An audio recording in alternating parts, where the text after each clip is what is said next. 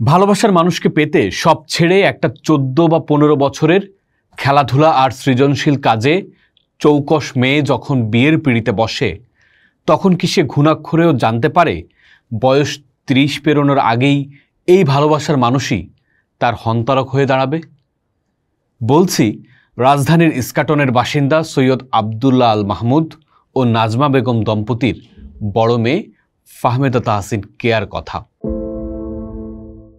ভিকারুন্নেসা নুন স্কুলের মতো রাজধানীর প্রথম সারির স্কুলে যে মেয়ে পড়াশোনা করত, যে ছেলেবেলায় খেলাধুলা আর নানা সৃজনশীল কাজে দারুণ কৃতিত্ব দেখাচ্ছিল, সেই মেয়ে বিবাহিত জীবনে ছিল পারিবারিক নির্যাতনের চরম শিকার। 4 সন্তানের জননী কেয়ার প্রায় প্রতিদিনের সঙ্গী ছিল এই নির্যাতন।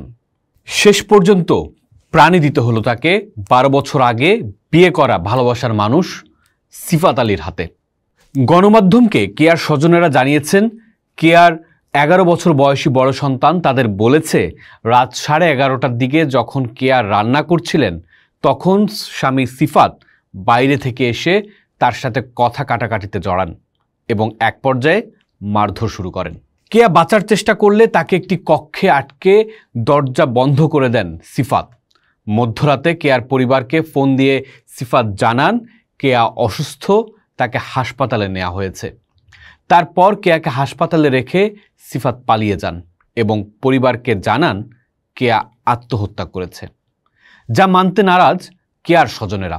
তারা বলছে, তালা ভেঙে যখন তারা বাসায় ঢুকেন, দেখেন রান্নাঘরে মাংসের হাঁড়ি চুলায় বসানো, মশলাপাতি দেয়া। যে নারী 4 সন্তানকে রেখে রাতের রান্না করছিলেন, তিনি আত্মহত্যা করতে পারেন, এটা বিশ্বাসযোগ্য নয়।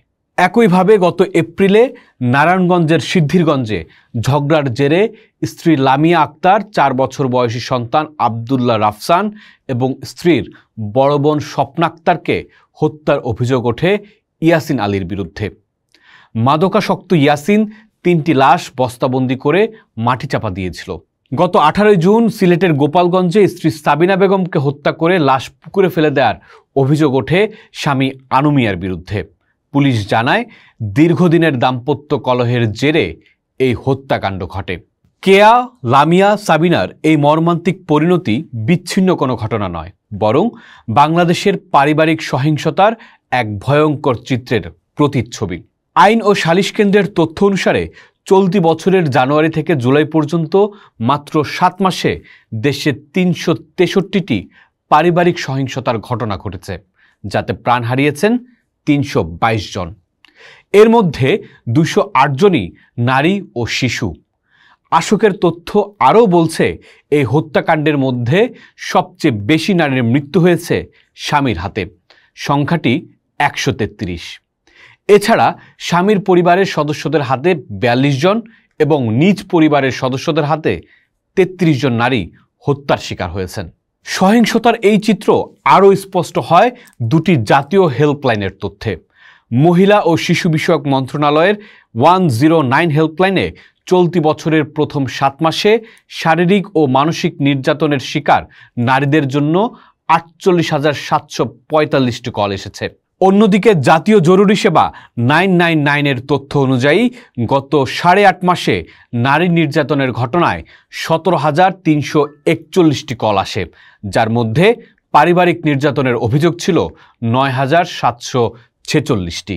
উদ্বেগজনকভাবে অভিযোগগুলোর 9,394টি অভিযোগই ছিল স্বামীর বিরুদ্ধে। এ তো কেবল যে নির্যাতনের ঘটনাগুলো গণমাধ্যমে এসেছে বা আইন শৃঙ্খলা বাহিনীর কাছে গিয়েছে তার ভিত্তিতে প্রতিবেদন, কিন্তু এর বাইরেও আমরা জানি অসংখ্য ঘটনা রয়েছে যা 4 দেয়ালের বাইরে আসে না। ঠিক এই জায়গায় দাঁড়িয়ে এই প্রশ্ন কি কখনো মানুষের মাথায় আসে যে নারীরা কেন নির্যাতনমূলক সম্পর্ক থেকে বেরিয়ে আসতে পারেন না? এই প্রশ্নের উত্তর বহুমাত্রিক এবং জটিল।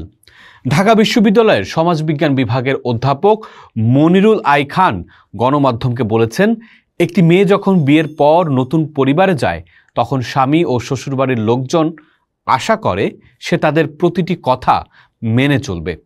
এই পিতৃতান্ত্রিক সংস্কৃতি নির্যাতনের ক্ষেত্র তৈরি করে।